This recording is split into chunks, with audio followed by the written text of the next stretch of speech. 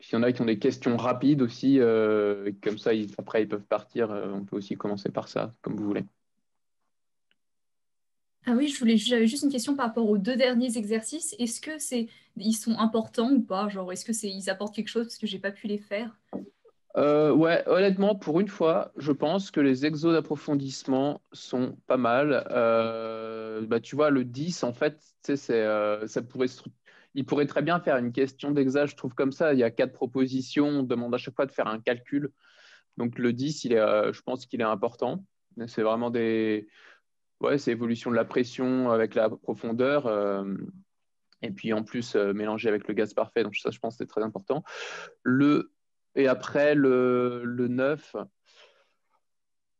Le 9, c'est pas très important de savoir démontrer, mais je pense néanmoins que ça peut aider d'au moins comprendre le concept voilà, de la pression qui va dans ce sens, et puis le rappel de la tension superficielle qui va dans l'autre sens, et ça qui s'égalise. Bon, après, c'est en soi le 10, enfin, pardon, le 9, il serait pas présent comme ça. Encore une fois, c'est des démonstrations, donc c'est pas l'idée de l'examen, mais je pense que c'est plus pour aider à comprendre. Le 10, en revanche, je te dis, on pourrait très bien le transférer quasiment tel quel en question d'examen, le 10. Donc, ouais, tu peux Ok, merci. prendre un peu de temps pour les faire. J'avais juste une autre question, mais après, je pense que tu vas peut-être en parler, mais c'était par rapport à la tension de surface. Il y a les deux, il y a la tension de surface liée à la pression, puis celle pas liée à la pression. Et du coup, j'ai pas trop compris la nuance entre les deux, en fait. Du coup, si je pense, tu vas peut-être en reparler pendant un exercice, mais en tout cas, c'est un truc que je n'ai pas tout à fait saisi. Bah, en fait, justement, alors tu fais bien de me parler de cet exercice 9. Ça revient, si tu veux, ça revient à ça. En fait, si tu veux, bon, concrètement, on commence pas par le plus facile, hein, vous inquiétez pas, on va reprendre les bases après, mais concrètement, la tension de surface, c'est quoi? C'est quelque chose qui s'oppose à la variation, à l'agrandissement, pour être plus précis, d'une surface. Donc, si tu as un carré comme ça et que tu veux l'agrandir de cette surface-là, eh ben, en fait, la surface va s'opposer comme ça. Voilà. Ok. Et en fait, c'est la même chose avec une sphère. Sauf que la longueur en question, ça va pas être cette longueur-là, mais ça va être en fait tout le tour. Ok. Si on prend si on coupe la sphère au niveau de l'équateur. Donc voilà. Après, en fait, la loi de Newton, elle te dit que en gros, elle te dit, si tu veux, en fait, c'est plus du formalisme, si tu veux. C'est-à-dire que ta force de pression qui vient forcer comme ça sur le disque, tu sais que c'est PS, donc P fois pi R2. Ok, c'est que c'est PS. Mais ça, tu pourrais très bien. Donc, en gros, tu dis que c'est proportionnel à la surface. Mais ça, tu pourrais très bien dire que c'est égal à un certain gamma, on pourrait appeler gamma P pour pression, fois le périmètre, en gros, de pi R. En gros, tu sais juste qu'au lieu de passer d'une force qui est surfacique, tu passes à une force par unité de longueur. D'accord? Et du coup, en fait, ta force de pression, ça revient à avoir un gamma P qui vaudrait P fois pi R2 sur 2 pi R égale PR sur 2. Voilà, donc en gros, si tu veux, au lieu de dire que ta force de pression, elle force sur un disque comme ça en faisant P fois pi R2, tu dis que c'est plutôt l'équivalent d'avoir une tension de surface P, de valeur PR. Voilà. En gros, c'est l'équivalent de la force de pression, si tu veux. Et après, donc ça, par contre, ça tend à faire agrandir ton, ton, ta sphère ou ton tuyau. Et à ça va s'opposer la vraie tension de surface qui, elle, est due au rappel élastique, des fibres élastiques ou musculaires, qui, elle, vaut ce qu'elle vaut, mais enfin, pas fonction de P, quoi. D'accord? Donc, c'est ça, en fait, qu'on fait quand on fait ces graphiques-là. On représente gamma de R. Donc là, en gros, on représente le gamma de P qui est linéaire en R, donc qui fait comme ça. Donc ça, ce serait la tension de surface appliquée, enfin, qui correspondrait aux forces de pression. Et on compare ça avec avec un autre gamma, alors soit qui est constant, soit qui fait comme ça. Voilà. Mais en gros, si tu veux, c'est un peu du formalisme, parce que nous, ce qu'on veut, c'est comparer les choses qui sont comparables. Donc, on peut co-comparer des gammas entre eux. Donc, on convertit la force de pression en un certain gamma P, et ensuite, comme ça, on peut comparer ça avec la tension de surface propre de l'artère. Ah, merci, j'ai compris, hein. Tu vois? Merci beaucoup. Okay. Voilà, bon, on n'a pas commencé par le plus facile, hein, mais bon, on va reprendre les choses dans l'ordre maintenant, sauf s'il y a d'autres questions. Alors, première question, on a une aiguille comme ça, donc là on fait en 2D, c'est plus facile de voir en 3D, et on veut savoir, c'est un peu le même principe que le moustique, quel est le poids maximum que ça peut supporter, sachant qu'on vous donne gamma. Bon, alors, juste un petit rappel, avant qu'on commence, j'avais un peu commencé à le faire tout à l'heure. Imaginez que vous avez une surface comme ça, comme j'ai dit, vous voulez l'étendre de cette longueur-là, comme ça, clac. Bon, on va dire qu'elle est fixée, ici. Hein. Alors, il ne faut pas confondre en fait la tension superficielle avec la force de rappel élastique. En fait, il y a la raison pour laquelle on peut les confondre facilement, c'est qu'il y a un point commun. Et par contre, il faut faire attention parce qu'il y a aussi une différence avec la force de rappel élastique. Le point commun, c'est que la force de tension superficielle, elle s'oppose à l'allongement. La différence, c'est qu'elle n'est pas fonction de l'allongement delta x, si ça c'était delta x par exemple, mais plutôt en gros de la longueur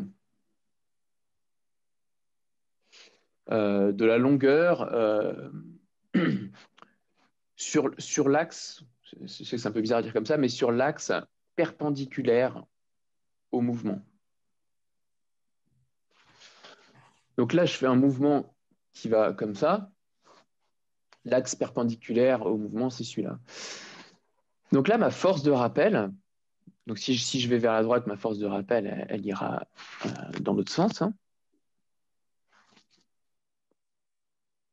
Ma force de rappel, ma force de tension superficielle, elle va aller comme ça. Elle s'oppose au mouvement. Ça, c'est le point commun avec une force de rappel élastique. Mais la différence, c'est que ma force, elle va être égale à un certain gamma fois L, où L, c'est cette longueur-là. D'accord? Donc ça, c'est différent de ce que vous avez vu dans le passé comme force de rappel élastique. Vous avez vu la force élastique, c'est une constante K fois delta X. Delta X, c'est l'allongement du ressort. Quoi. Donc là, on n'est pas dans le même cas, parce que notre force de rappel élastique habituelle, elle dépendait du delta X, mais ce n'est pas le cas de la tension superficielle. La force de tension superficielle, c'est un certain gamma fois juste la largeur de la bande étirée, en gros. Quoi. Et vous voyez que ça sera la même force en noir que je passe de 1 mètre à 2 mètres ou de 1 mètre, ou même de 1 mètre à 3 mètres. Ça ne dépend pas de l'allongement delta X. D'accord ? Donc c'est assez particulier. Voilà, donc ce rappel étant fait, on peut voir quelle longueur il fallait prendre ici. Si vous avez une surface ici, je vais la faire plutôt en 3D. C'est mal parti pour faire de la 3D là, mais bon. Voilà, vous avez une surface comme ça un peu.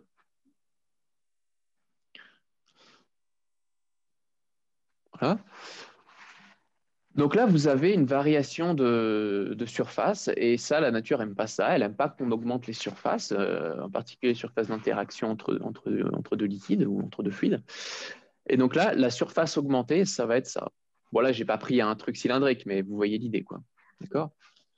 Donc mon mouvement, il se fait comme ça, la direction du mouvement. Et là, la direction transverse au mouvement, notre L qu'on avait dans le cas là, c'est ça. D'accord? Alors, au mieux des cas, si je suis comme ça, la force, elle va être droite. Après, c'est sûr que si on a quelque chose de rond, ça ne va pas être tout à fait droit, donc la force va être moins efficace. On va avoir des angles, etc. Mais ici, on n'avait pas besoin de s'embêter avec les angles, parce que ce qu'on vous disait, c'est quelle est la force maximale, voilà, le poids maximum que la surface peut supporter. Donc le poids maximum, pour se donner toutes les chances de pouvoir supporter, on va le prendre quand la force est dans le bon sens, hein, donc bien droite et opposée au poids. Et donc on va prendre ces deux longueurs-là, L, et on va avoir en gros gamma L comme ça, gamma L comme ça. Et du coup, pour s'opposer au poids qui vaut mg, on aura 2 gamma L qui vaut mg. Et du coup, la question, c'était quoi? C'était le poids maximum. Ouais, bah, le poids maximum, ça va être 2 gamma L alors. 2 gamma L, si on fait 2 fois 0,073 fois 0,032, normalement, ça nous donne la... Je ne sais plus quelle réponse c'était, mais c'est l'idée, quoi.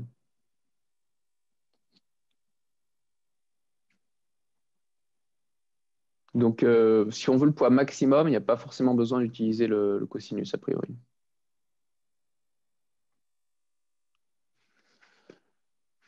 Alors, je n'ai pas de calculette avec moi, mais on va regarder ce que ça donnait. Est-ce que c'est cohérent? On nous disait la La- B. Ouais, c'est Ouais. ça. C'est ça. Ça correspondait à ce calcul? Oui, bah moi Ok. j'ai fait ça et j'ai ça. Ok. Bon, très bien. Ok. Alors, c'est pas forcément facile de voir au début ces tensions superficielles, comment ça s'applique, je trouve, parce que bah, c'est un peu inhabituel que ça ne dépende pas de l'allongement, mais plutôt de la largeur de la bande. En fait, moi, j'aime bien utiliser un truc qui est plus intuitif, c'est qu'en fait, gamma, ça correspond à quoi? La définition de gamma, c'est l'énergie, au sens physique du terme, hein, c'est l'énergie à utiliser pour augmenter la surface d'interaction. Pardon, gamma fois un petit élément ds, c'est l'énergie pour augmenter la surface de ds. Voilà. Donc là, si vous voulez passer de ce qui est en rouge, si vous voulez augmenter et ajouter tout ce qui est en noir, donc si ça fait ds, bah vous devez fournir une énergie gamma ds. Donc, c'est-à-dire une énergie gamma fois L fois delta X. Et là, on retrouve le fait que l'énergie, c'est la force fois le déplacement. Donc la force de tension superficielle fois le déplacement. C'est la formule du travail d'une force. Donc ça peut être assez utile, je trouve, déjà pour avoir une meilleure représentation. Parce que ce qui est difficile de la tension superficielle, c'est toujours difficile de tracer des vecteurs. Par contre, l'énergie, c'est un chiffre, donc c'est toujours plus facile de se le représenter. Donc l'énergie pour augmenter une surface d'une valeur delta S, c'est gamma fois ds. Et ça, on verra que ça peut nous servir aussi dans la suite.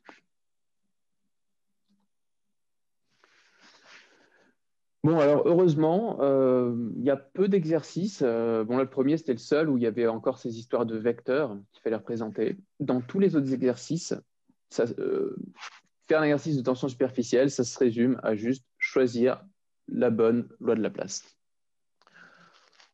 En gros, la loi de Laplace, c'est juste que delta P, c'est en gros un certain nombre fois gamma sur R. Ça, c'est la loi de Laplace. Après, il faut faire attention, elle se décline comment dire, en plusieurs cas. Cas d'une une double surface, c'est-à-dire en gros quand vous avez du savon, hein, ou savon ou surfactant dans les alvéoles. Cas d'une simple surface. Et après, ça se dédouble encore en deux cas. Soit j'ai une sphère, soit j'ai un cylindre. Voilà. Donc, en gros, pour faire simple, bon, on commence par la simple surface. Quand j'ai une sphère, ça va être le coefficient ici, ça va être un 2, alors que pour le cylindre, ça va être un 1. Et quand vous avez une double surface, vous multipliez tout ça par 2. Donc, du coup, pour la sphère, le coefficient, ça sera un 4. Et pour le cylindre, ça sera un 2. Parce que vous avez une double surface. Voilà. Donc, une fois qu'on a ça au clair, en gros, on a juste à choisir dans l'exo. Donc là, on vous dit c'est une bulle de savon. Donc, je suis dans le cas d'une double surface ici. Et puis, j'ai une sphère. Donc, mon coefficient, c'est un 4. Donc, je vais choisir un 4 ici. Delta P, c'est 4 gamma sur R. Voilà. Donc, pour avoir la pression à l'intérieur de la bulle, on commence par calculer d'abord le delta P. Alors, le delta P, attention, pas P, hein, delta P, c'est 4 gamma sur R. Donc là, je fais le calcul, ça me fait 4 fois 0,05, ouais, c'est dans la bonne unité, c'est bon, divisé par R. Alors, 30 mm, c'est 3 cm, donc c'est 0,03 m. Donc ça, c'est mon delta P, donc 0,2 sur 0,03. Ok, donc ça me fait en gros 2 tiers fois 10, ça me fait 6, 6,6, 6,67. Et je suis en Pascal là normalement. Hein. Ouais, l'unité c'est du Pascal. Et ça, c'est le delta P. C'est-à-dire qu'en gros, ma pression à l'intérieur, elle est plus grande qu'à l'extérieur. Et puis le delta P, c'est 6,67 pascal. Donc si je suis en atmosphère, si je suis à 10 000, pardon, 10 puissance 5, si je suis à 100 000 pascal déjà à l'extérieur, ça veut dire qu'à l'intérieur, normalement, j'aurai juste un petit peu plus, en gros, j'aurai 100 006 pascal. Bon, alors, un ATM, c'est pas tout à fait 100 000 pascal. Hein. Normalement, enfin, c'est pas une valeur exacte. C'est un bar qui vaut exactement 100 000 pascal. Mais je fais l'approximation. Donc là, faut que je regarde les bonnes réponses quand même, mais moi, ça m'étonnerait que ce soit juste ça. Hein. Ouais, c'est ça. On est très loin du compte pour les deux ATM.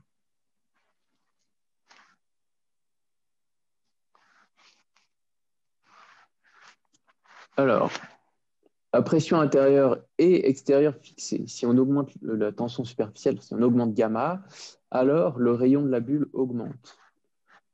Alors, il faut juste voir ce qui est fixe dans l'équation. On vous dit là, si jamais je fixe les deux pressions, donc delta P est fixé, et j'augmente gamma, alors si ça, delta P, est invariant et que j'augmente gamma, pour garder le résultat égal, je dois aussi augmenter le rayon. Donc ça, c'est vrai. On sait, si la bulle était plus épaisse, alors la contrainte mécanique serait plus grande. Ah ouais, ça, c'est une petite notion un peu subtile, la contrainte mécanique. Enfin bon, subtile, si vous faites juste avec l'équation, il n'y a pas de souci. Hein. C'est juste que sigma, c'est gamma sur l'épaisseur de la bulle. Donc, si vous augmentez E, alors E augmente. Ça implique que sigma diminue. Donc, ça, c'est faux. Et ensuite, la contrainte mécanique, c'est égal à 500 newtons par mètre carré. Là, on fait le calcul, hein, on fait notre gamma sur E. Ça nous fait 0,05 divisé par l'épaisseur, c'est du 0,1 mm. Donc, c'est 10-4. Ouais. Et vous trouvez bien 500 newtons par mètre carré. Bon, alors là, on a juste utilisé les équations, mais je n'ai pas vraiment expliqué ce que c'était que cette contrainte. Donc, on va l'expliquer. On va l'expliquer parce que ça vous évoque quoi quand vous voyez ça comme unité newton par mètre carré? C'est la même unité que quoi, ça? Ça ressemble à la pression, non? Ouais, exactement, c'est une même unité de pression. Donc en fait, c'est une unité de pression, c'est une force par unité de surface. Force par unité de surface. Donc en fait, c'est analogue à une pression. Mais ce qu'il faut voir, c'est en gros, donc ça veut dire qu'il y a forcément une force qui s'exerce sur une certaine surface.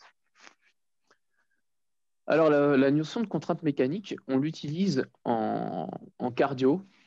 Donc imaginez que vous ayez un cœur comme ça. Bon, c'est très schématique, hein. Alors, je fais une certaine épaisseur. Tac. Et vous allez couper, vous allez faire une tranche comme ça de votre cœur. Voilà.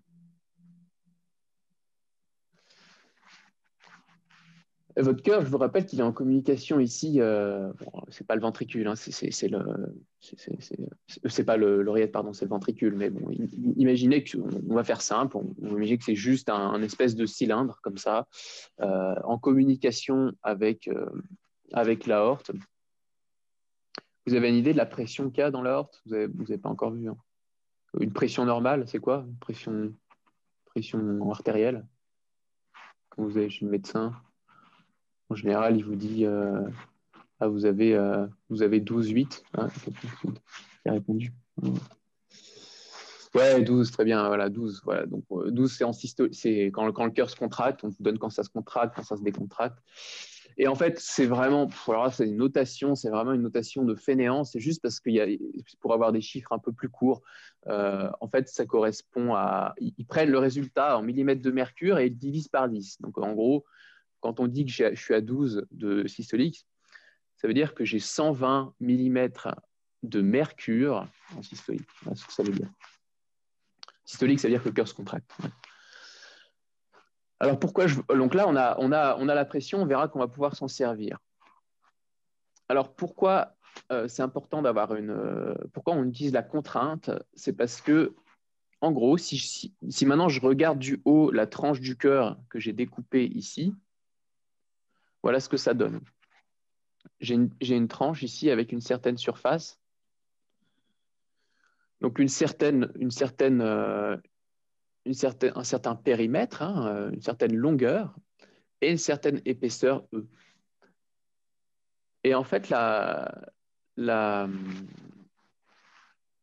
c'est ça qu'on appelle la contrainte, c'est la force divisée par cette surface qui vaut E fois L, en gros. C'est la force qui s'exerce sur cette surface. Donc, vous voyez que c'est pas, comment dire, si on a, tout à l'heure, on avait pris l'exemple de la bulle comme ça, la pression, elle s'exerce sur tout le disque, en gros, comme ça, alors que la contrainte, c'est la force rapportée à l'épaisseur de la chambre. Voilà. Donc, en gros, ce qu'il faut retenir, c'est que si jamais la pression est trop grande dans le ventricule, finalement, on va être obligé d'augmenter l'épaisseur pour diminuer la contrainte. Ah oui, j'ai pas tout à fait compris. Genre, du coup, la référence avec l'autre truc là. Je sais pas, genre, je crois qu'il y en a un, c'est par rapport à la surface du disque et un autre, c'est par rapport comme si on prenait un anneau un peu. Ouais, exactement. En fait, la contrainte, c'est si tu prends un anneau et c'est la force, c'est la force, si tu veux, c'est la force de rappel élastique quand tu veux augmenter ta surface, mais tu divises cette force par cette surface-là. C'est-à-dire le périmètre fois l'épaisseur du myocarde, en fait. Tu fais une tranche de cœur. Ton myocarde, il a une certaine épaisseur ici, une certaine épaisseur de muscle. Donc, c'est la force de rappel élastique du cœur divisée par cette surface-là. Ok, je vois un petit peu mieux. Merci. Hmm. Voilà, donc voilà l'idée. Après, c'est deux choses, c'est égalise. Hein. Si on veut faire l'analogie, si on veut faire une loi de Newton ici, on peut. On sait qu'on a la pression ici. Et en gros, la pression fois, alors, pardon, la pression fois le disque, cette fois-ci, la pression fois le disque, pi R2, ça va être égal à ma tension superficielle, euh, pardon, à ma force. Enfin, donc là, on a force égale force. Donc, et la deuxième force, c'est sigma fois E fois L. Voilà. Alors, j'aurais pu dire gamma fois L, mais justement, quand on est en trois dimensions, on ne parle pas de gamma, on parle de sigma. Bon, voilà, c'est juste une petite introduction parce que je sais que vous allez revoir ça en janvier avec le système cardiovasculaire. Parce que là, l'idée, c'est que pour maintenir la contrainte, Ouais.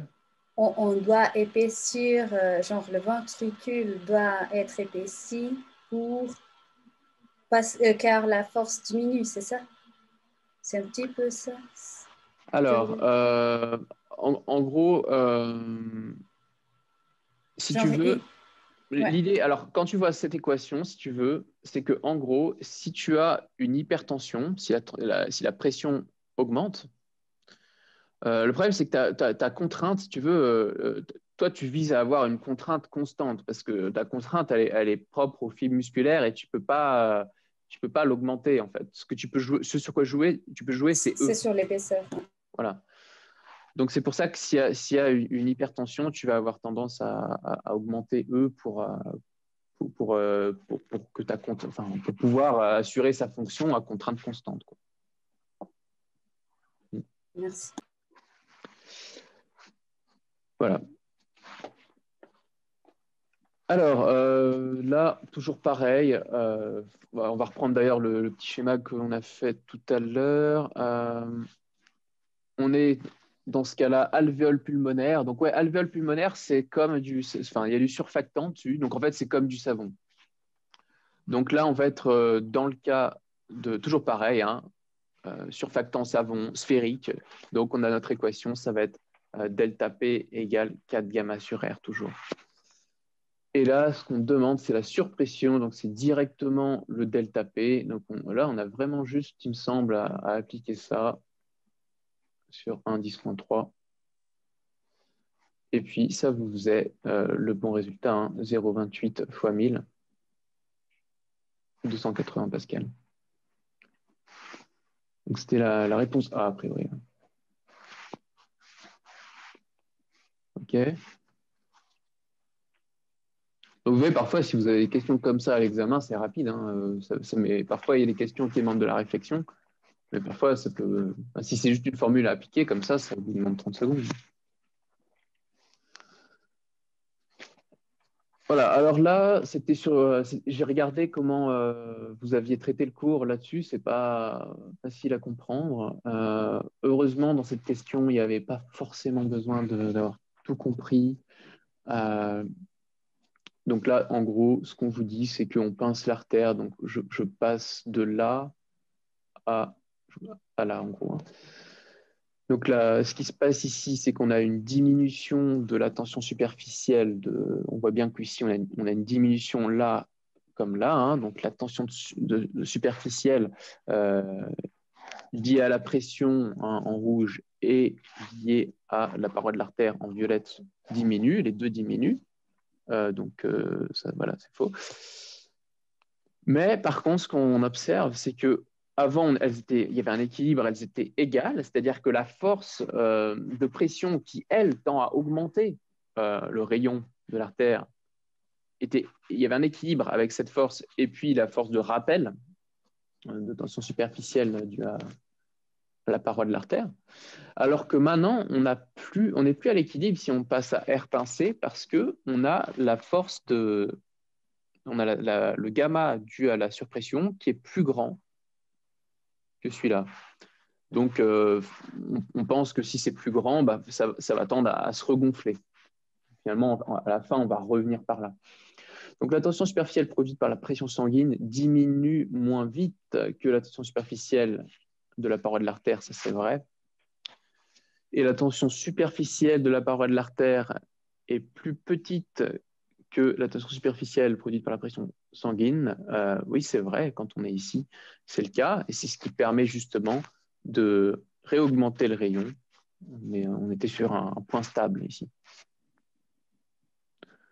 Voilà, donc là, c'était vraiment de la lecture graphique. Il n'y a pas forcément besoin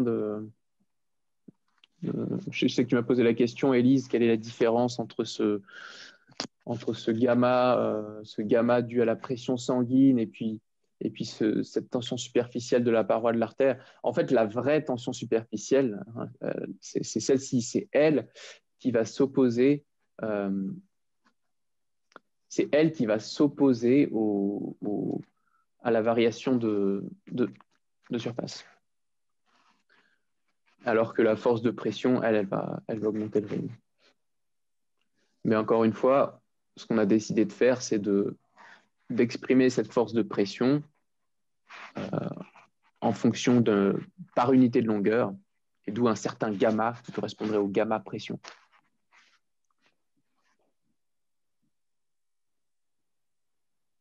Je ne sais pas s'il y a des questions là-dessus.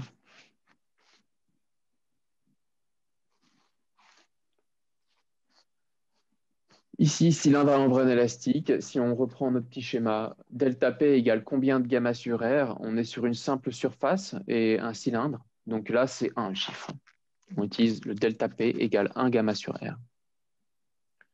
Ça, ce que j'ai fait là, hein, le petit algorithme, vous pouvez le refaire, vous pouvez le transférer sur le formulaire hein, pour vous y retrouver parce que vous aurez juste le formulaire pour l'examen.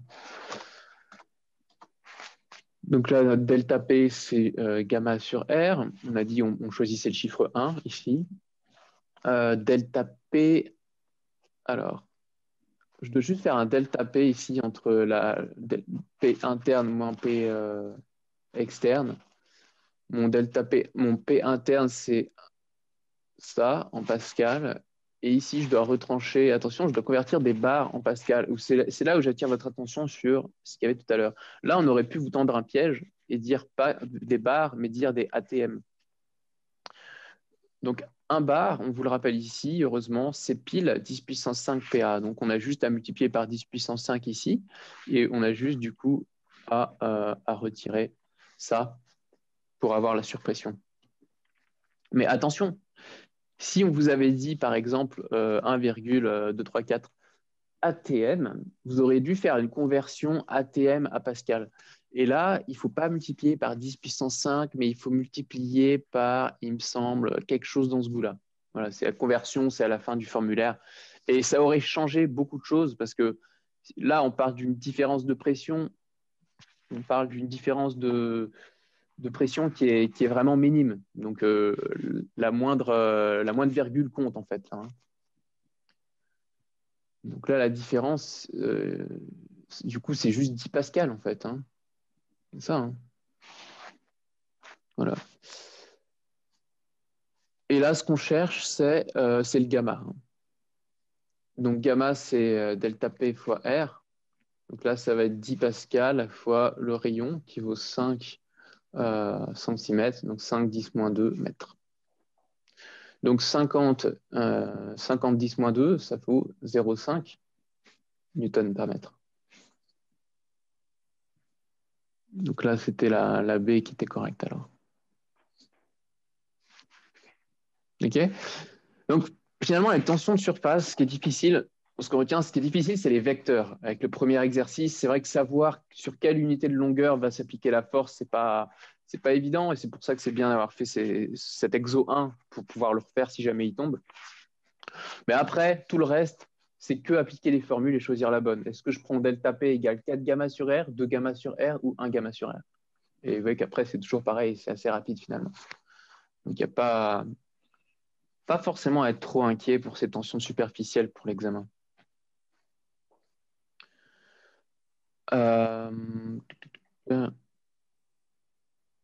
Alors, ah oui. Alors juste, ça c'était un exercice sur les gaz parfaits. Celui-là, on va le faire après. On va finir une bonne fois pour toutes avec ces tensions superficielles. Bah ouais, ça en fait finalement pour ta question, Elise, j'y avais répondu. En fait, c'était en gros c'est un équilibre des forces, hein. Alors normalement, pour calculer la force, enfin la somme des forces de pression, vous êtes d'accord qu'on devrait faire la somme sur toute cette surface-là. Et en fait, c'est juste qu'on utilise un théorème. Je suis d'accord que ce n'est pas facile, mais en gros, il y a un théorème qui dit que la force de pression qui s'applique sur une surface, bon là je dessine en 2D, hein, mais il faut s'imaginer en 3D, il y a un théorème qui dit que la force de pression ne dépend pas du moment que vous partez du même contour, ici, je prends ce contour-là, ça ne dépend pas de la surface que vous choisissez. Donc en fait, si je prends le disque ici, et que je choisis une force de pression sur ce disque, ou si je prends une surface qui fait comme ça, et que je fais la somme des pressions comme ça, et ben quand je fais la somme, je vais tomber sur le même résultat. Voilà, c'est juste ça. Donc c'est pour ça que la force de pression, en gros, au lieu de faire la somme sur toute la sphère, il dit que c'est juste P fois la surface projetée. P fois pi R2. Ça, c'est la force de pression exercée sur cet hémisphère. Et à cette force de pression, alors que la force de pression, elle, en fait, ça, il faut imaginer que c'est un peu comme quand vous faites une bulle de chewing-gum. Vous mettez votre langue ici, vous fixez le contour, et puis vous insufflez de l'air. Donc l'air que vous insufflez, ça va faire une certaine force de pression qui va augmenter la surface de la bulle. Mais il faut mettre suffisamment de pression parce qu'à cette force de pression va s'opposer la tension superficielle du chewing-gum qui, elle, ne dépend que on a dit de la longueur, donc du périmètre. Et donc cette tension superficielle, cette force de tension, ça va être égal à gamma, le gamma du chewing-gum, fois 2πr. Donc ça, c'est quand vous êtes à l'équilibre. Et après, quand vous simplifiez, vous obtenez votre loi de Laplace, hein. Vous simplifiez par R et par pi, et vous avez P qui vaut R fois 2 gamma. Donc on retrouve la loi de Laplace pour une sphère, pour une simple membrane, hein. Pas pour une double membrane de savon, mais bien pour une simple membrane. Si c'était une double membrane, il faudrait multiplier tout ça par 2, donc ce sera delta P, enfin P égale R fois 4 gamma. Mais bon, ça c'était l'idée, c'était de retrouver la loi de Laplace. Il avait fait dans le cours, hein, j'ai vu aussi cette année, il l'avait fait pour un cylindre ou même pour une surface, pour une sphère, il l'a fait. C'est juste un remake, cet exercice.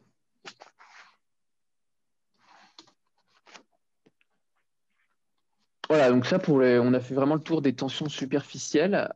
Et la deuxième partie, ça va être cette loi des gaz parfaits, c'est pareil, une fois qu'on a compris, c'est toujours la même chose. Avant qu'on passe au gaz parfait, il y a des questions sur les tensions superficielles ou pas? Alors, une question par écrit. Hello, je n'ai pas de micro, mais est-ce que ce serait possible que je puisse repasser sur la question? Ah, lui, 6-4, ok.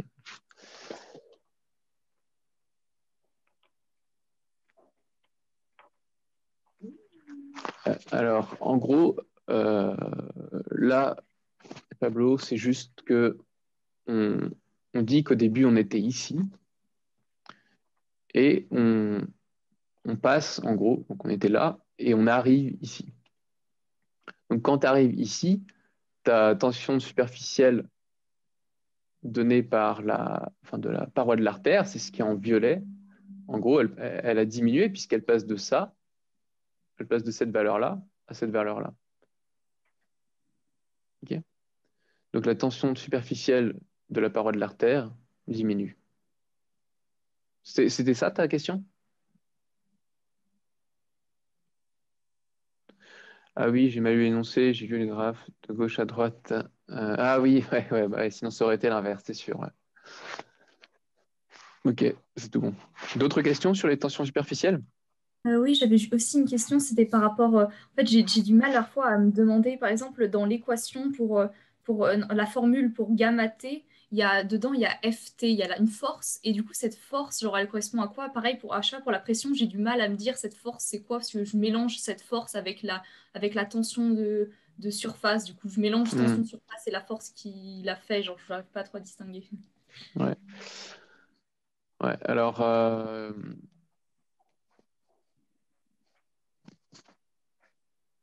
Ouais, pour ça, le mieux, c'est de reprendre cet exercice. En gros,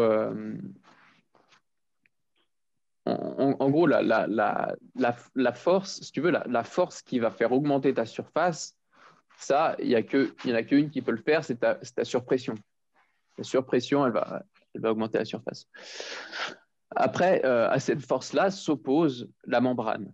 Et la membrane, elle s'oppose à la variation de surface. En fait, elle s'applique partout, cette force. Hein, mais si tu veux l'appliquer à une demi-sphère, elle s'appliquerait comme ça, on va dire, de manière tangente à la surface. Et cette force, c'est gamma fois le périmètre de Pierre. Donc ça, c'est la force c'est la force de tension superficielle, c'est la force qui s'oppose à l'augmentation de la surface.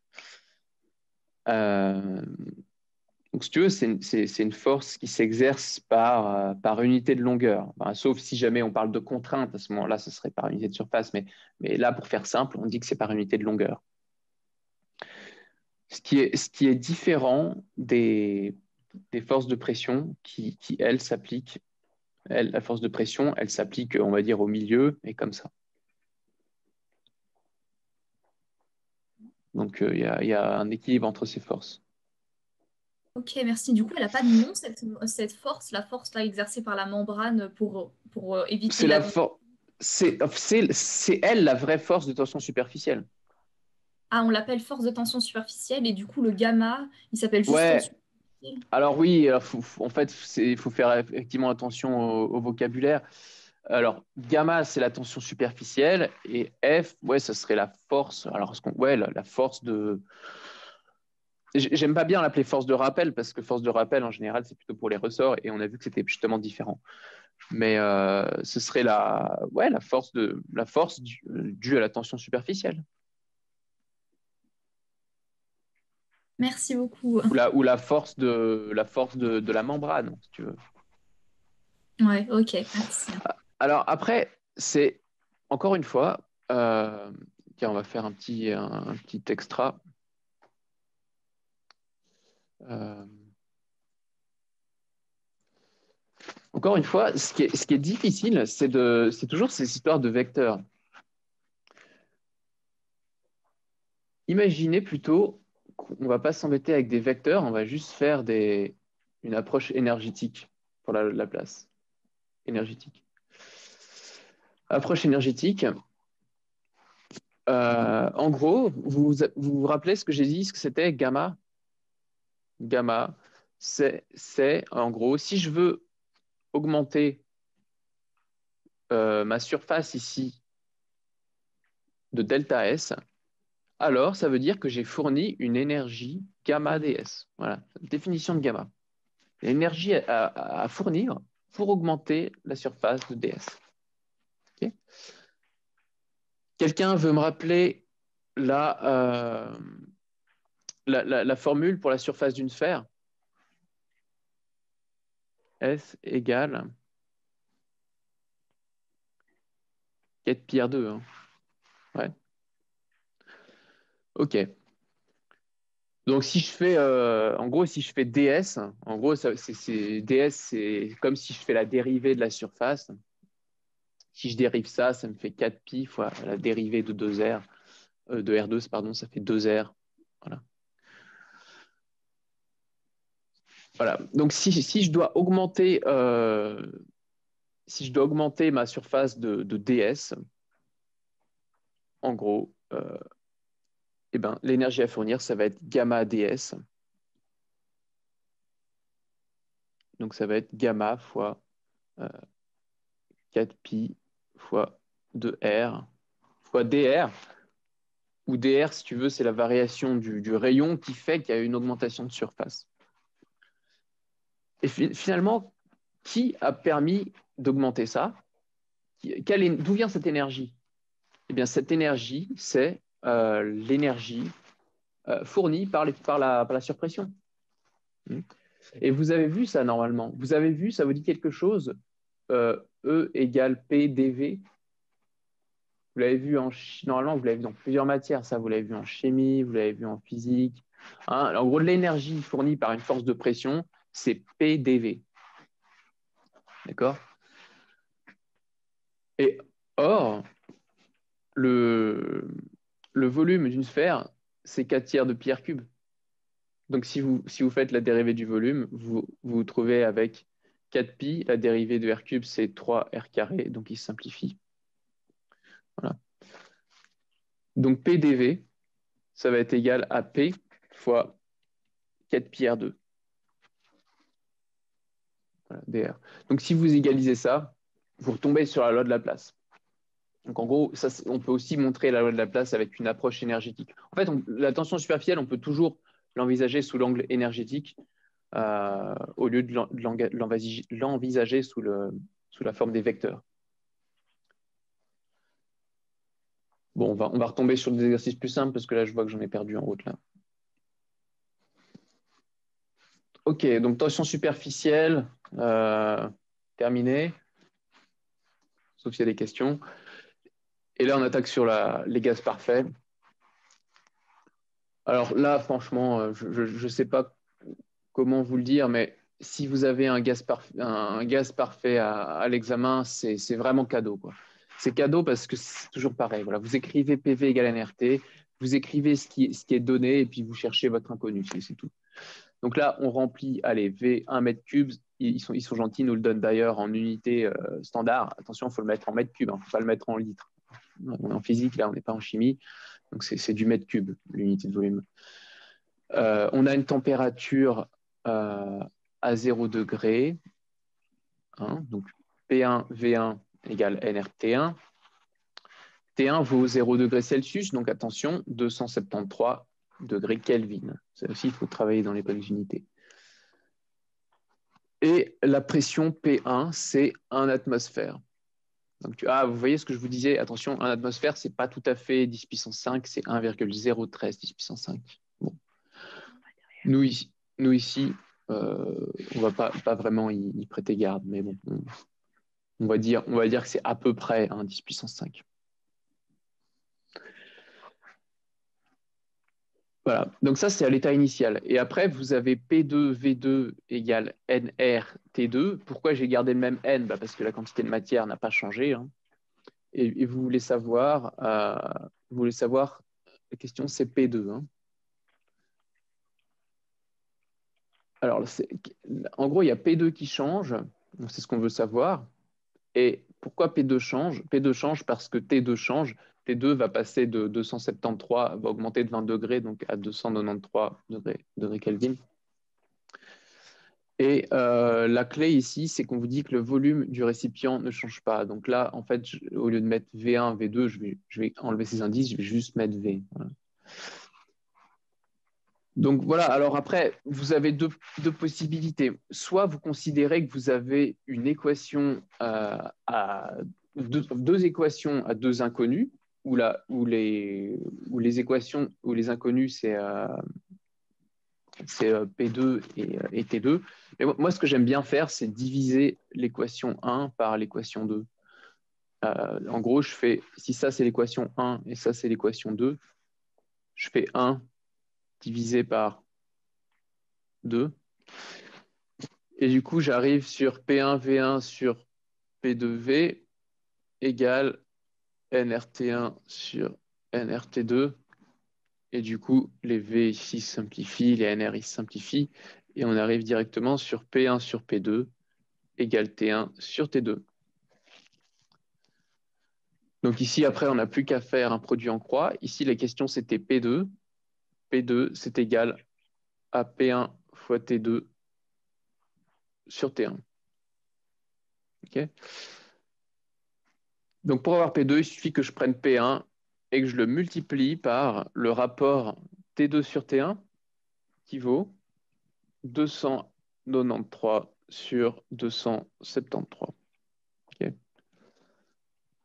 Donc on prend nos 1,013, hein, ça c'est P1, 1,013 10 puissance 5, et on multiplie par le rapport 293 sur 273, qui est légèrement plus grand que 1, donc a priori on va trouver quelque chose comme ça.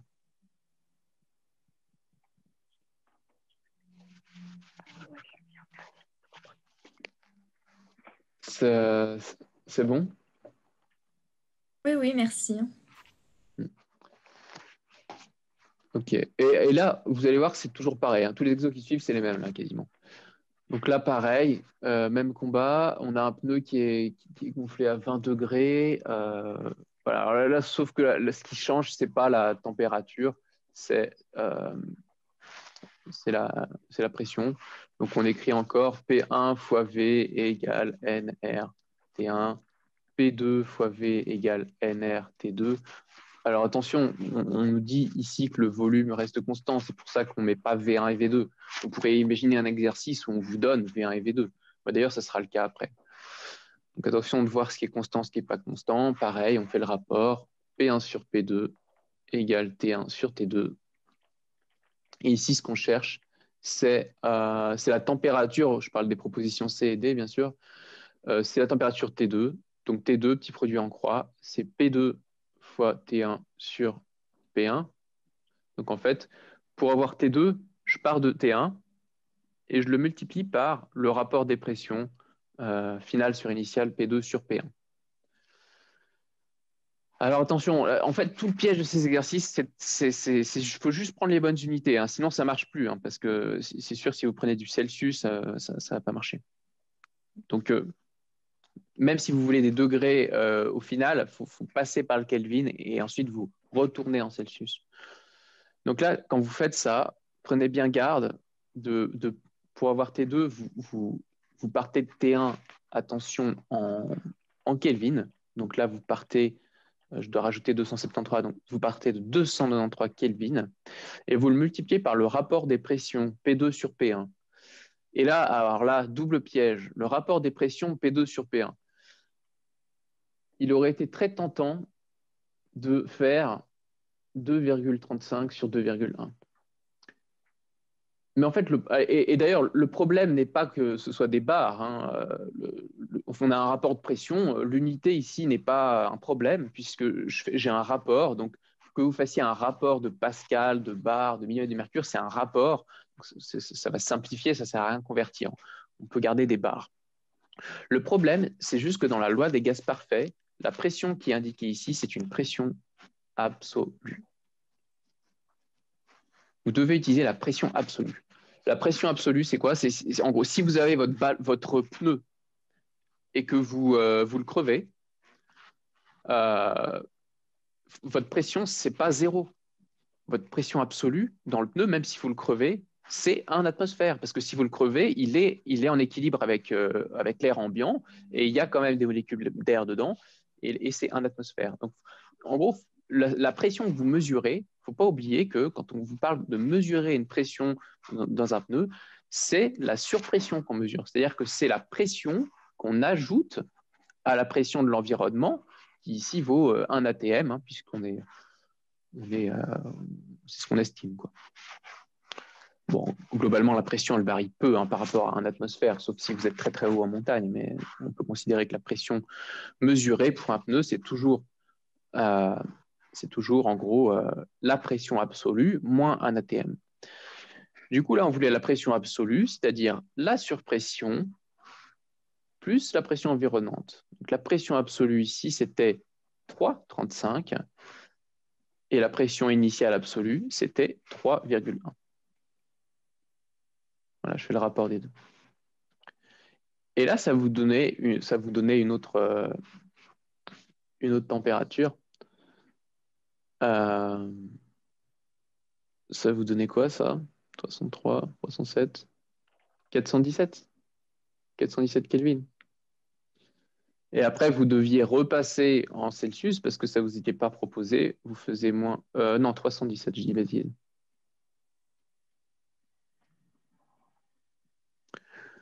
Vous faisiez moins 273 et puis vous arriviez à 44 degrés Celsius.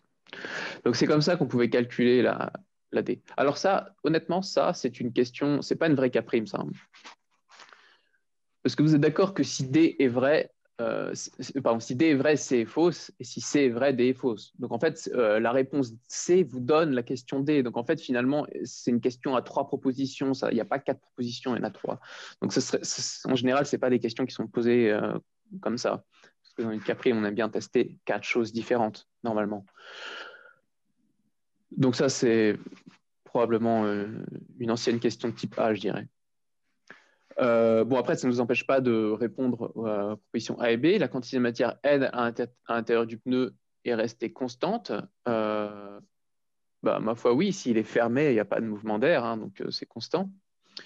Et la pression absolue dans le pneu est de 2,35 bars juste après avoir roulé. Ça, c'est faux. En fait, on vous mettait un petit peu sur la voie, on vous aidait pour calculer la température. On vous mettait un peu sur la voie en vous tendant un piège. Non, ce n'est pas 2,35. La pression absolue, c'est 3,35. Il faut rajouter la pression de l'environnement. C'est pour ça que je dis méfiance. La A et la B, c'était un peu des indices.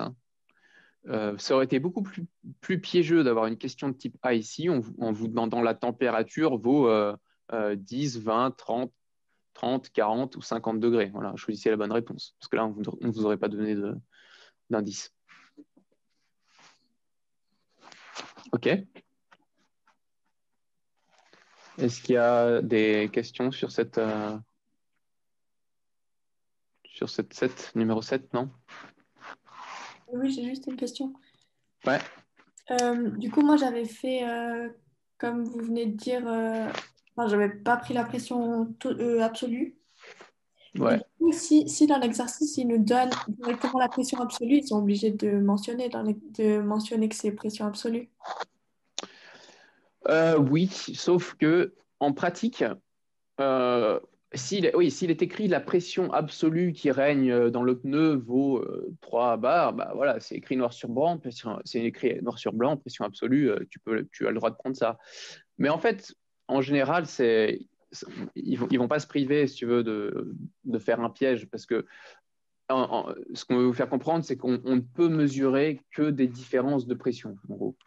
Donc, par mesure directe, ce qu'on mesure, c'est une différence de pression. Donc, quand on te dit 2,35, il ne faut pas perdre de vue que ce que tu as mesuré, c'est la différence par rapport à l'extérieur.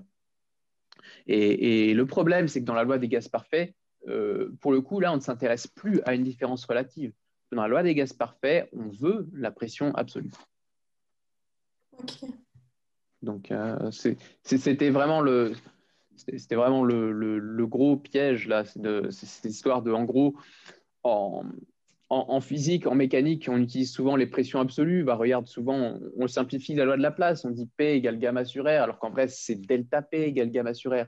Quand on vous dit que la pression, quand on parle de pression artérielle, on a parlé de pression artérielle tout à l'heure, on a dit que c'était 120 mm de mercure, on dit P, mais ce n'est pas P, hein, c'est delta P, c'est la pression en amont moins la pression en aval. C'est toujours ce delta P.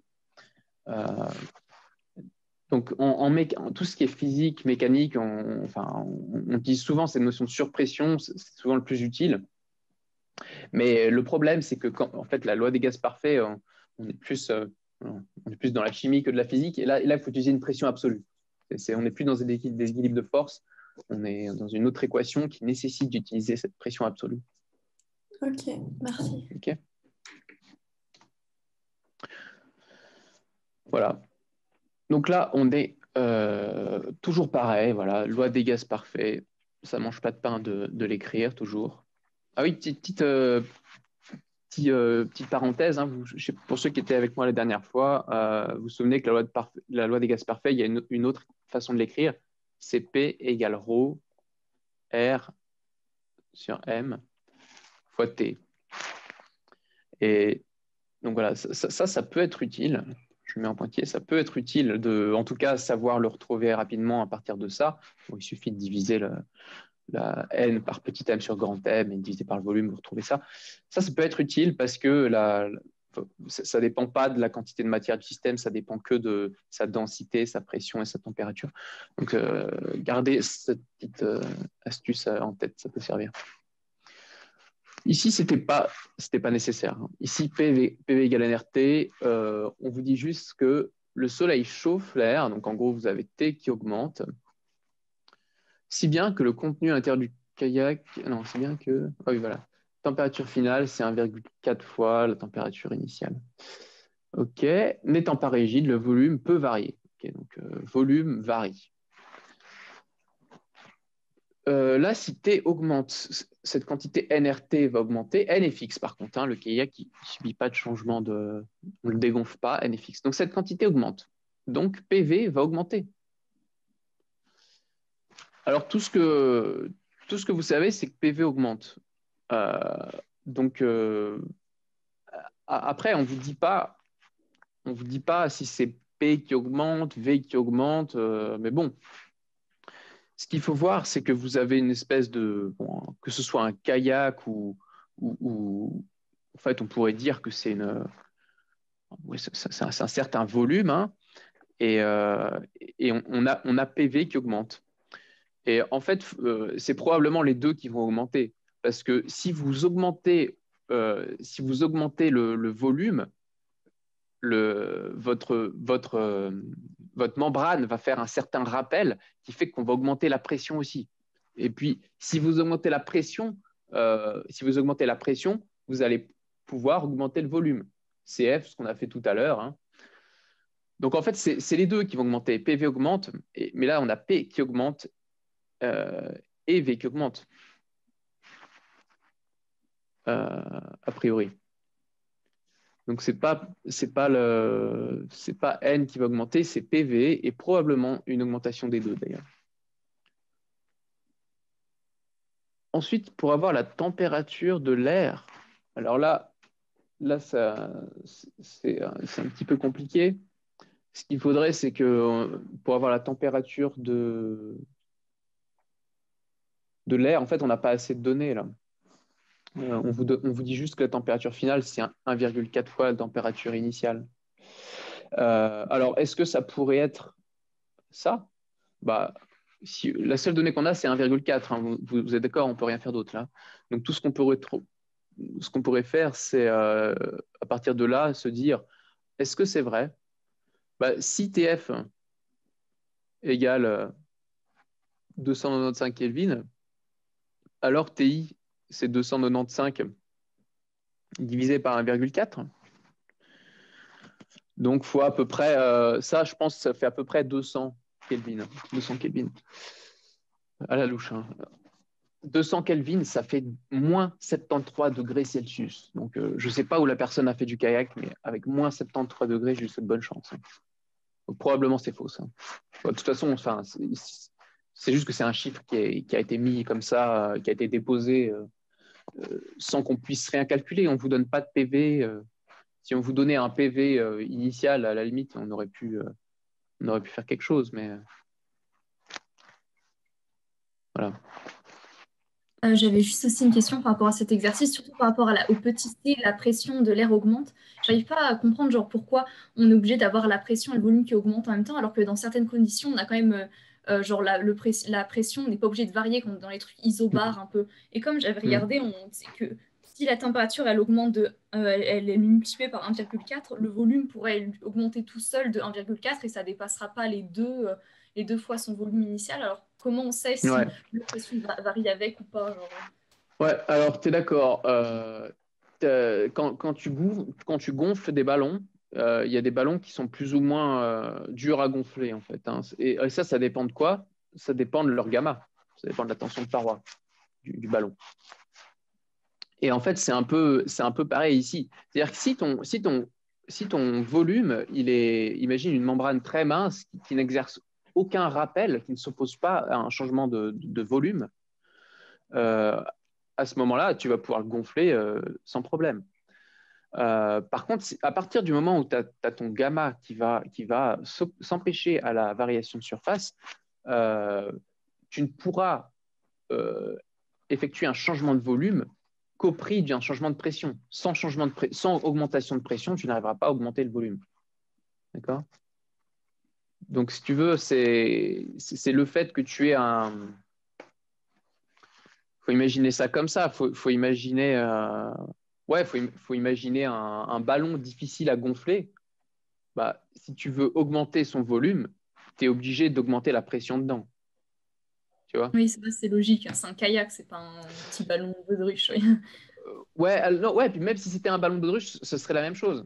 Disons, c'est juste le fait que l'augmentation de volume n'est pas gratuite, puisqu'il y a un rappel de la membrane. Et du coup, tu dois fournir un certain travail de, en fait, c'est exactement ce que j'avais essayé de vous dire tout à l'heure, c'est que l'énergie à fournir pour augmenter la surface de la membrane du kayak de DS, c'est gamma DS. Et cette énergie à fournir, c'est aussi PDV. D'accord? Donc tu dois forcément augmenter tu dois forcément augmenter ta pression pour produire un changement de volume.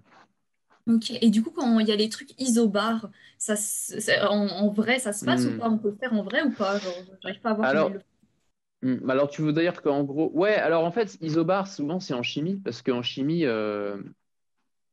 si tu veux, en chimie, on considère que tu as ton système comme ça, avec tes réactifs, qui sont en équilibre avec la pression atmosphérique. Donc, on considère que tu es toujours à un ATM.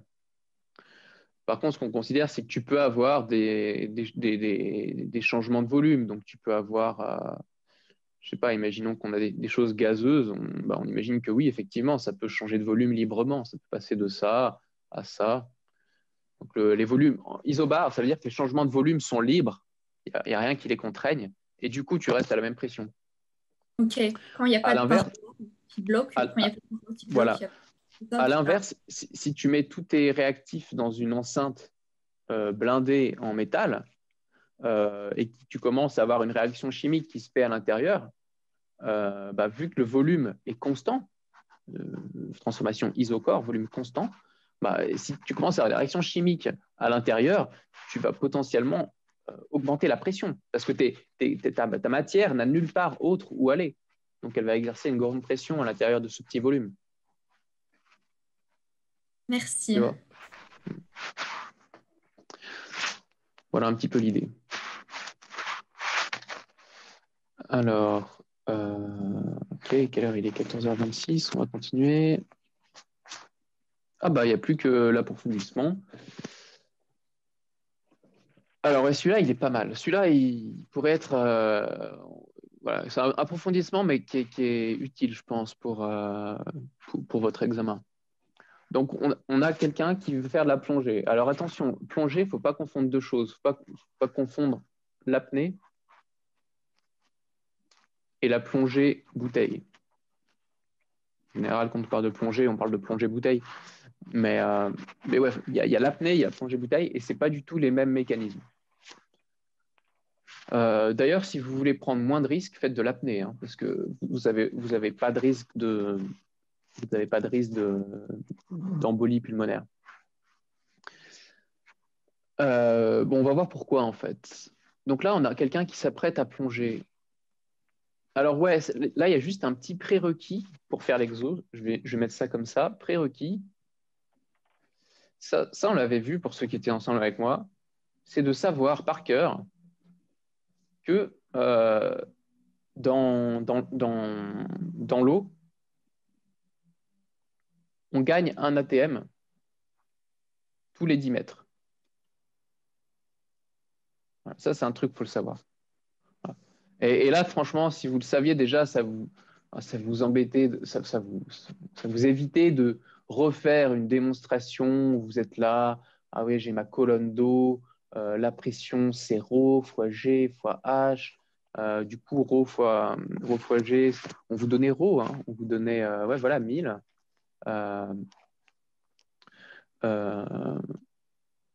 Voilà, 1000 fois G, ça faisait 10 000. Donc, si vous prenez 10 mètres, par exemple, vous retrouvez le fait que ça vaut 10 puissance 5 pascal, donc un atmosphère. Ça vient de là. Hein. Mais disons que je trouve que prenez ce référentiel 10 mètres, parce que vous tombez pile sur une valeur ronde, un ATM.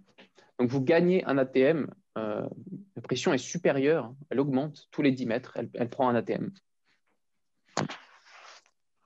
Donc attention à ce décalage. Si je suis à 10 mètres, la pression, ce n'est pas un ATM, mais c'est 2 ATM, parce que je vous rappelle qu'ici, on a la pression atmosphérique. Donc à 10 mètres, je suis à 2 ATM. À 20 mètres, je suis à 3 ATM. Il y a ce décalage auquel il faut faire attention. Donc c'était ça, en fait, dans la proposition A, mais bon, pour nous, moi, je vous conseille de retenir. Hein. Rappelez l'équation d'évolution de la pression en fonction de la profondeur, c'est P égale ρGH. Voilà. Enfin, P égale ρGH. P égale ρGH, c'est le delta P qui vaut le ρGH, mais en gros, si on veut la pression absolue, c'est ρGH, hauteur d'eau, plus notre pression initiale, qui est la pression atmosphérique. Hein. La pression augmente de ρGH, donc elle augmente de 1 ATM tous les 10 mètres. Donc c'était ça la proposition A. Maintenant qu'on a ça à l'esprit, Maxence plonge jusqu'à moins 10 mètres. Calculer le volume de ses poumons. Alors les poumons, c'est voilà, une fois s'il part en apnée, il bloque et ça devient un système fermé à un nombre de molécules d'air N, enfin d'azote principalement fermé. Donc on peut écrire notre chère loi des gaz parfaits, P1V1 égale NR T1. Alors, vous remarquerez qu'ici, j'ai mis un 1. Avant, j'avais juste indexé pour P et T, et je n'en étais pas pour V parce qu'on disait qu'on était à un volume constant. Mais là, on a un volume qui va varier, et c'est là toute la question, calculer le volume de ses poumons. Du coup, on a forcément quelque chose qui va être fixe, hein, et sinon, on ne pourrait pas résoudre le problème, on aurait 3 inconnus pour 2 équations, donc ça ne jouerait pas. Là, ce qui est constant, c'est quoi? C'est le fait que votre température corporelle est à 37 degrés. Et du coup, vous pouvez mettre T tout simplement ici, qui sera le même initialement et à l'état final. Voilà. Donc en fait, ce NRT là, il n'a pas bougé lui. Donc ça veut dire que P1V1, c'est égal à P2V2. OK. Donc le volume V2, c'est égal au volume V1 fois le rapport P1. Je ne vois rien, je mets au cam ici, P1 sur P2. Voilà.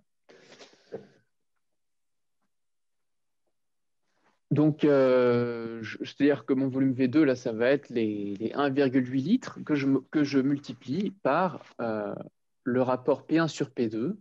Le rapport P1 sur P2, c'est 1 ATM sur, si je suis à 10 mètres, on a dit j'ai gagné 1 ATM, donc je suis à 2 ATM. OK? Donc, c'est un demi. Donc, mon volume final, ça va être la moitié du volume initial. Donc, de 1,6 litres, je passe à 0,8 litres. Okay.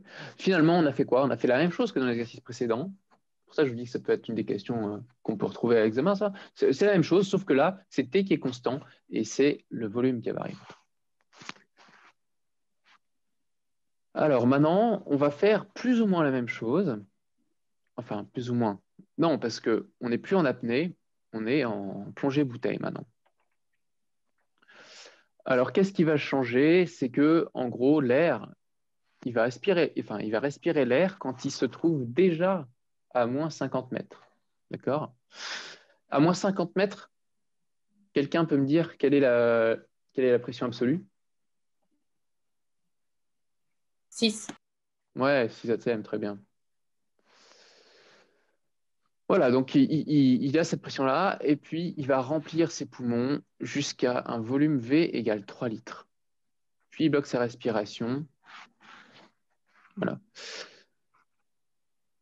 Donc, soit à partir de là, imaginons qu'il soit à moins 50 mètres là. Donc, si jamais il monte, on est d'accord que le volume va augmenter. Donc là, potentiellement dangereux, ça peut écraser. Et s'il descend trop, son volume, il va diminuer. Et ça peut être dangereux aussi s'il s'écrase complètement. Donc, on a une certaine marge. Si vous voulez imaginer que vous êtes en plongée, bon, en général, il faut toujours respirer. En plongée bouteille, il ne faut jamais retenir son souffle. Hein. On va le voir. Mais là, en tout cas, on se propose de calculer cette marge de sécurité en disant qu'ici, je ne dois pas dépasser 5 litres et ici, je ne dois pas dépasser 1 litre. Donc là, je vais faire, en gros, je vais faire la même chose. Je vais écrire toujours pareil. On va écrire ce qui se passe entre là et là.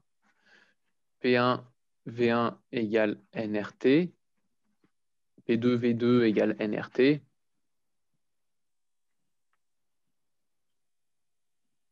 Donc toujours pareil, en fait, on pourrait écrire que c'est la loi de l'apnée, si vous voulez, on pourrait écrire la loi de l'apnée, c'est juste que P1V1 égale P2V2.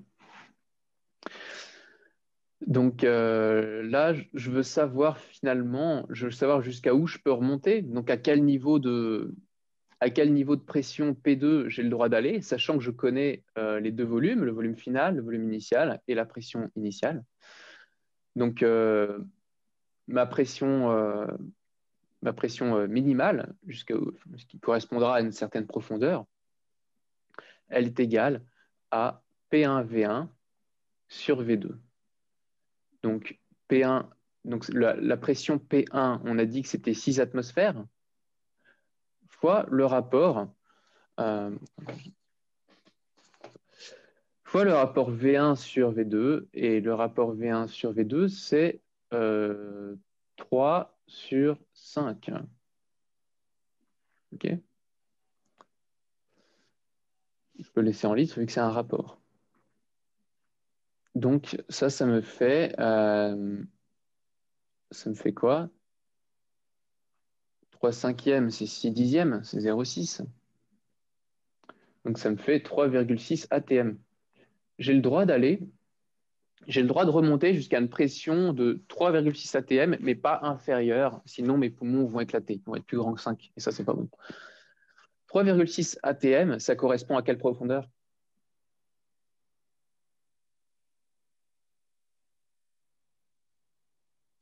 Bah, 3,6 ATM, c'est 1 plus 2,6. 25. 1. Donc, 2,6, ça veut dire que je suis descendu de 2,6 fois 10 mètres, donc de 26 mètres. D'accord? 3,6 ATM, c'est la pression qui règne à 26 mètres. OK? J'ai pas tout à fait compris. Du coup, il peut pas descendre en dessous de 26 mètres. Non, alors non, attention. Là, il était à 50 mètres. Il était à 50 mètres. Ah, il peut pas descendre Mais encore en dessous. non, il était à 50 mètres. On a dit son volume, il prend, en fait, là il était à 50 mètres. Il respire dans son détendeur. Donc, il respire de l'air. L'air qui respire dans son détendeur, il est à la pression locale. Donc, c'est de l'air qui respire à une pression de 6 ATM. OK? Et ça, il en respire 3 litres à 6 ATM, PV. Et c'est ça que je dis qu'on pourrait appeler la loi de l'apnée, c'est que s'il retient son souffle, respirer 6 litres, respirer 3 litres à 6 ATM, en gros, ce qui compte, c'est le produit PV. En gros, ça fait 6 fois 3, ça fait 18. C'est comme respirer. Bon, en gros, si tu veux, s'il remonte, le volume va augmenter. Et ce qu'on calcule, c'est à quelle pression il a le droit de remonter pour que le volume final soit de maximum de 5 litres. OK? Ok, Et, merci. et on a, Ouais, je et on a dit vois. la pression qui autorise ça, c'est une pression de 3,6 ATM. Et 3,6 ATM, nous, on sait que c'est 26 mètres, parce que 3,6 ATM, c'est 1 plus 2,6. Et 2,6, ça correspond à descendre, vu qu'on a 1 ATM tous les 10 mètres, 2,6 fois 10 mètres, soit 26 mètres. D'accord? Oui, merci. Et on va faire, en fait, on va faire la même chose pour savoir. Donc là, s'il remonte plus qu'à une profondeur de 26 mètres, ses poumons vont éclater. Ils vont être supérieurs à 5 litres. Il va se passer le même phénomène en phénomène miroir si jamais il descend trop profond. On veut que ces volumes ne dépassent pas un volume ne soit pas inférieur à 1 litre. Donc, si je fais la même chose, P1V1 égale P2V2. Donc, quand je mets 1, c'est initial. Hein. Je fais la même chose dans l'autre sens. Bah, la pression max, Pmax, ça va être P1V1 sur V. Alors, le volume à la pression maximale, donc c'est-à-dire finalement le volume de 1 litre, V min pour le coup. Et du coup, ça va être la pression initiale qui vaut 6 ATM fois le rapport V1 sur V min qui vaut 3 sur 1. Donc, ça correspond à 18 ATM. À quelle profondeur j'ai 18 ATM? Attention, 18 ATM, c'est 1 plus 17. Qui correspond à une profondeur de... 17 mètres, non, du coup. Ah non, c'est pas tous les mètres. 150. Eh ouais, très bien. C'est 150. 170 parce que, Là où il est. ouais, c'est tous les 10 mètres, attention, tous les 10 mètres que tu prends un. Ah oui, mince, je viens de. Ouais, bah sinon ça ferait mal aux oreilles. Hein. Dès que tu vas à la piscine, tu descends de 3 mètres. Si bam, direct, si tu étais à 4 TM, ça ferait très très mal aux oreilles. Ouais, heureusement. Ouais, heureusement. Donc voilà. Et donc là, ils vous disent quoi? Que doit faire le plongeur pour remonter à la surface sans danger? Eh ben, il doit respirer, il ne doit surtout pas retenir son souffle. C'est quelque chose qui est interdit de retenir son souffle en plongée bouteille, parce qu'on a des changements de volume. Alors, il ne faut pas confondre ce problème-là, par contre, avec le problème des accidents de plongée. En général, les gens ne sont pas stupides, hein. Ils respirent normalement. Les accidents de plongée, ce n'est pas ça, c'est plutôt dû au fait que c'est au problème de La l'azote. vitesse. Ouais, la vitesse, c'est ça, la vitesse de remontée. Et c'est plutôt une question de solubilité. C'est-à-dire que vous respirez beaucoup d'azote vous respirez de l'air à haute pression en profondeur. Donc, vous accumulez beaucoup d'azote dans votre sang. Et le problème, c'est que quand vous remontez, en fait, cet azote n'est plus soluble à cette pression-là. Et du coup, il va dégazer. Et s'il dégaze dans votre sang, comme ça, vous allez avoir des bulles qui se forment dans votre sang. Et ça va le faire coaguler tout de suite, en fait, ça va le faire. Et au niveau des poumons, donc en fait, c'est l'embolie. Donc c'est ça le vrai problème les vrais accidents de plongée, c'est remonter trop vite à cause de la solubilité de l'azote, mais ça, on ne l'a pas effleuré dans cet exercice. Vous allez le faire dans je pense, la prochaine série ou celle d'après, quand vous allez voir les gaz dissous. Voilà. Donc ça, c'était le dernier exercice.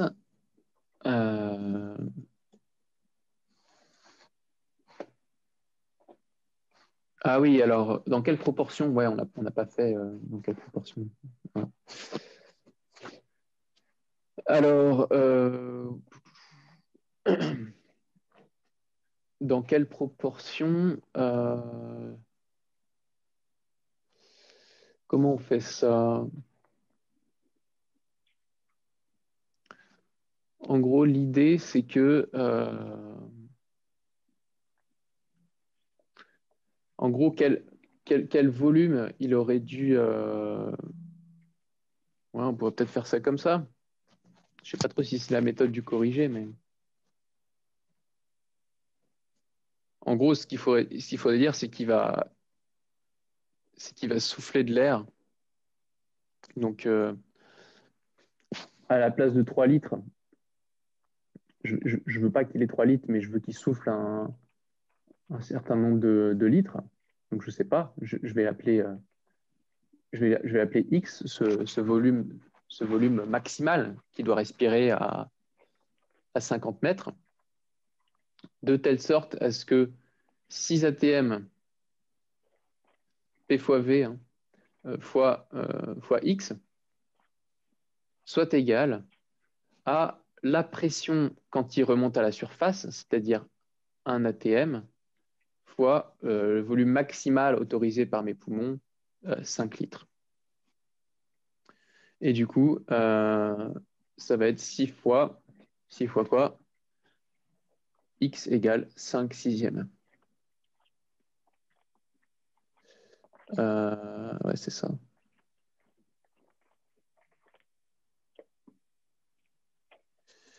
C'est ça. Donc, ouais, moi, je trouve 5 sixièmes. Après, c'est bizarre, c'est qu'on dit 72%. Je ne sais pas si c'est quelque chose qui vous a aussi posé problème. Je vais voir le corriger.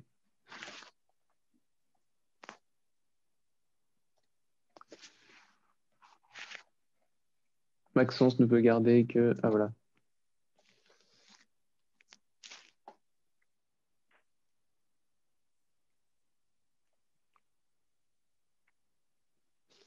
Ah, bah, c'est bizarre, il a fait la même chose.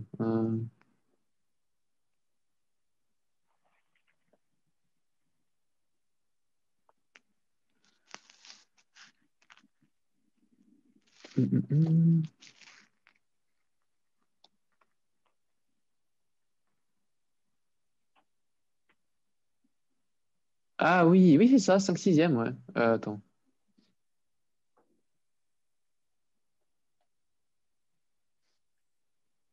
Oui, il a fait la même chose, ça doit revenir au même, je pense. Ah non! En fait, Lui, il prend la quantité de matière, c'est ça? mais c'est ça, c'est le N, c'est par rapport à la quantité expirée, c'est ça. Le Ouais. volume. Ah oui, effectivement, ouais, c'est comme ça qu'il fait dans la correction. Ouais. Ah oui, donc 28% de l'air, mais pas forcément 28% du volume. Moi, ce que j'ai calculé, 5 sixièmes, en gros, c'est que, en gros, si jamais il souffle tout d'un coup à 50 mètres, il doit souffler de 3 litres jusqu'à 5 sixièmes de litre. Et ça lui permettra de remonter avec un volume qui fait 5 mètres. Mais c'est 5 sixièmes de litre.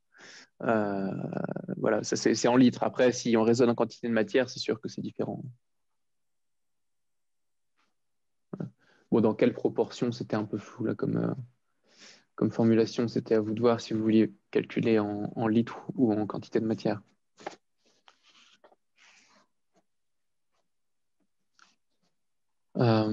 Voilà. Je ne sais pas si on a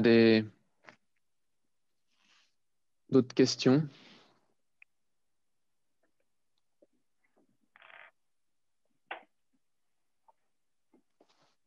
Non? Est-ce que vous avez des questions sur cette série ou sur l'autre série? C'est comme vous voulez.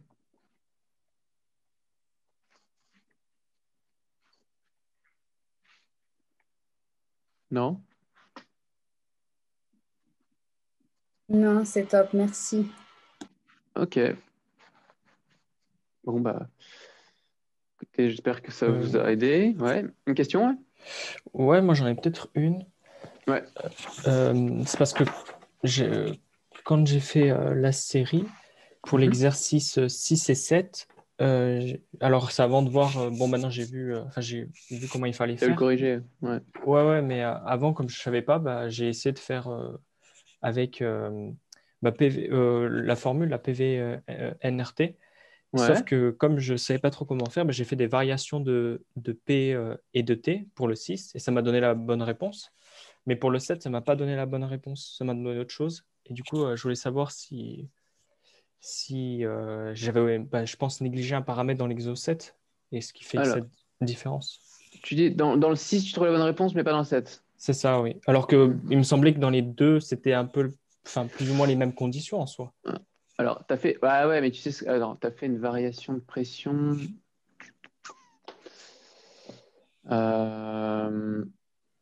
T'as fait quoi exactement comme variation de pression? Parce qu'en gros, bon, écrire 2 fois l'équation des gaz parfaits, ça c'est un truc, on ne peut pas vraiment y couper. Et toi, tu t'es dit quoi alors? T'as Bah, écrit quoi? pour le 7, Ouais, par exemple.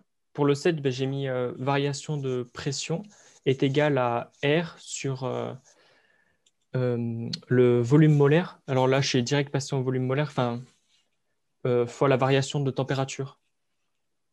Ouais, donc tu as dit delta P, c'est le volume molaire. C'est R Fois... divisé, enfin, la constante des gaz parfaits divisé par le volume molaire. Ah oui, oui, Parce volume que molaire, sinon, ça ne effectivement. marche pas Ouais, trop. ouais. R fois Ah oui, effectivement. Ouais.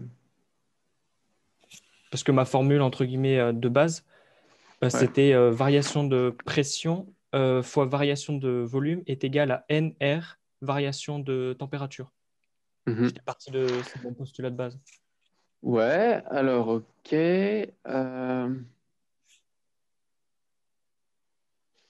Et ça, tu te dis, ça te donne pas le bon. Alors, tu fais le delta P. Ici, delta P, ça va te faire ton 0,25. Ouais, 0,25. Euh, Et j'ai mis en Pascal 10 puissance 5. ouais. Ouais. Et du coup, delta T. Enfin, Ok. Et pour ça, tu dois calculer le volume molaire. euh, j'ai pris enfin, 22,4 litres. C'est peut-être ça qui bloque. Ouais, je pense que c'est ça. Je pense que c'est ça. Enfin, j'ai mis en mètres cubes, mais Hmm. parce que, ouais, enfin, honnêtement, je pense que c'est la seule explication, mais comme le prof, il avait dit que bah, c'est, enfin, un constant. Ah, ouais, c'était quoi? C'était euh, pour, Ouais.